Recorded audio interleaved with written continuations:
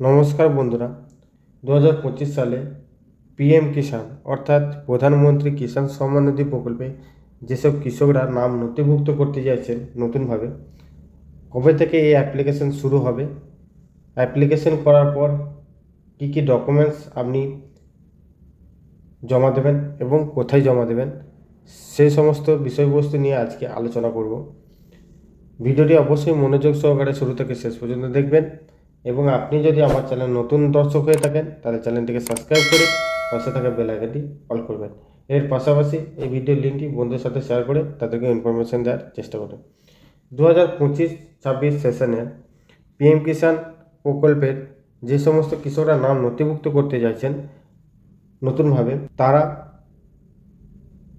15 April 2025 থেকে সেই application করতে পারবেন। এই অ্যাপ্লিকেশান আপনারা বাড়ি বসে মোবাইল ফোনের মাধ্যমে করতে পারবেন কিংবা সিএসসি সেন্টারে গিয়েও আপনি করতে পারবেন। অ্যাপ্লিকেশন করার পর সেই অ্যাপ্লিকেশনের একটি স্লিপ আপনাকে জেরক্স বা প্রিন্ট বের করে দিয়ে দেবে। দিয়ে দেওয়ার পর আপনাকে সেলফ ডিক্লারেশন একটি ফর্ম আপনাকে ফিল আপ করতে হবে। এই সেলফ ডিক্লারেশন ফর্মটি ম্যানুয়ালিভাবে অর্থাৎ পেনে লিখে আপনাকে ফিল আপ করতে হবে। ফিল আপ কীভাবে করবেন, প্রথমেই আপনার এখানে রেশন কার্ড নাম্বারটি দিয়ে দেবেন। যে কৃষক প্রধানমন্ত্রী কিষাণ সম্মান নিধিতে নাম নথিভুক্ত করতে চাইছেন, তারপর সেই কৃষকের আধার নাম্বারটি দিয়ে দেবেন। আবেদনকারীর নাম এখানে দিয়ে দেবেন, জাতি এখান থেকে সিলেক্ট করে নেবেন। তারপর জেলা, ব্লক, গ্রাম পঞ্চায়েত, বয়স, লিঙ্গ এবং ব্যাংকের নাম এখানে লিখে দেবেন। সমস্ত কিছু ইংরাজিতে লেখার চেষ্টা করবেন। তারপর ব্যাংকের আইএফসি কোড এখানে লিখে দেবেন এবং অ্যাকাউন্ট নাম্বার লিখে দেবেন। অবশ্যই মনে রাখবেন সেভিং ব্যাংক অ্যাকাউন্ট দেবেন। তারপরে চলে আসবেন চাষযোগ্য জমির বিবরণ অনুযায়ী আপনার এখানে সমস্ত কিছু লিখতে হবে। প্রথমে আপনার যে চাষযোগ্য জমিটা আছে তার জেলা কী, মহকুমা কী, তহসিল কী, মৌজা কী, খতিয়ান নম্বর এবং জমির পরিমাণ একরে। এইটা আপনি পর্চা দেখে দেখে লিখে নেবেন। লিখে দেওয়ার পর আবেদনকারী পিতার নাম এখানে লিখে দেবেন, তার পেশা এখানে লিখে দেবেন। যদি মৃত হয় সেখানে আপনি টিক চিহ্ন বা লেট লিখে দিতে পারেন। মোবাইল নাম্বার দিয়ে দেবেন, আপনার যে কোনো একটি মোবাইল নাম্বার। তারপর ভোটার আইডি কার্ড যদি থাকে ভোটার আইডি কার্ড দিয়ে দেবেন, যদি না থাকে তাহলে আপনি দেওয়ার দরকার নেই।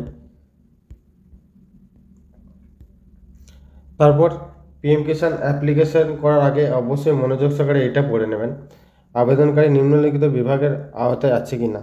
এইগুলো যদি আপনি থেকে থাকেন তাহলে কিন্তু পিএম কিষাণ অ্যাপ্লিকেশন করা সত্ত্বেও আপনি টাকা পাবেন না।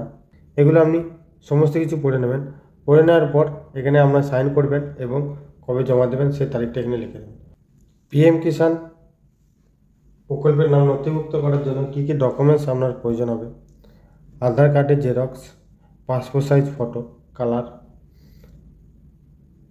ইনকাম সার্টিফিকেট, মোবাইল নাম্বার, জমির দলিল বা পর্চা, ব্যাঙ্ক অ্যাকাউন্টের জেরক্স,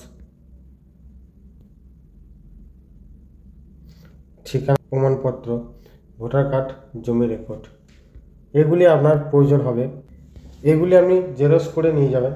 নিয়ে যাওয়ার পর আপনার কৃষি আধিকারিক অফিস অর্থাৎ বিএলও অফিস, যেখানে জমির সমস্ত কিছু কাজ হয়, সেই অফিসে গিয়ে আপনি সমস্ত ডকুমেন্টস একসাথে করে এবং অরিজিনাল নিয়ে যাওয়ার পর জমা দেবেন। জমা দেওয়ার পর 1 থেকে 2 মাসের মধ্যেই আপনার কিন্তু পিএম কিষাণের তরফ থেকে একটি SMS যাবে আপনার রেজিস্টার মোবাইলে, যে নাম্বারটি আপনি ব্যবহার করবেন। তারপর থেকে যখন পিএম কিষাণ প্রকল্পে টাকা দেওয়া হবে, সেই টাকা আপনার ব্যাংকে সরাসরি পেয়ে যাবেন ডিবিটির মাধ্যমে অর্থাৎ ডাইরেক্ট ব্যাংক ট্রান্সফারের মাধ্যমে। পিএম কিষাণ সম্মান নিধি প্রকল্পের অ্যাপ্লিকেশন কীভাবে অনলাইনে করবেন এর রিলেটেড যদি আপনি ভিডিও চান অবশ্যই কমেন্ট করে জানাবেন। তো এই ছিল আজকের আপডেট ভিডিও যদি ভালো লেগে থাকে অবশ্যই লাইক, কমেন্ট, শেয়ার করতে ভুলবেন না।